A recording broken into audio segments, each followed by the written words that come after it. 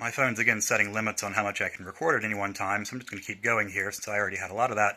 MacIntyre is trying to reach here back behind modernity, back behind the developments that we traced in thought, in some part in talking about Rousseau, to a different and a more organic, in a certain sense, order.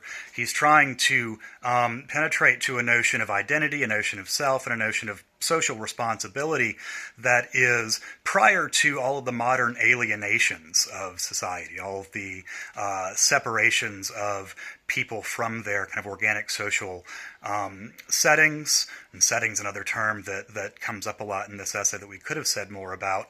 A setting is the bearer of a certain history in which actions occur, in which intelligibility occurs and intervenes. But he sees himself as kind of trying to resurrect a bygone setting and trying to resurrect a new notion of behavior and activity and ultimately of the virtues that goes with that setting.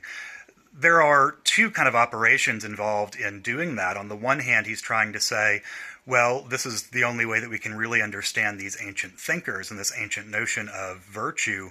But on the other hand, there's something more interventionist going on here, in which I think he's saying there are real problems with modern society.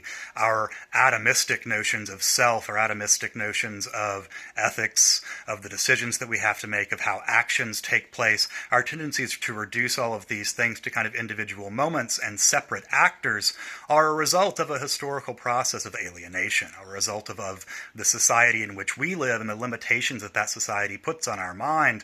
MacIntyre is trying to recommend for us this, in a sense, more classical, but in a sense maybe also more human way of understanding action, intention, self, society, and all of these things. Right? Okay, that's what I have for MacIntyre, and I'll be in touch again soon. Thanks.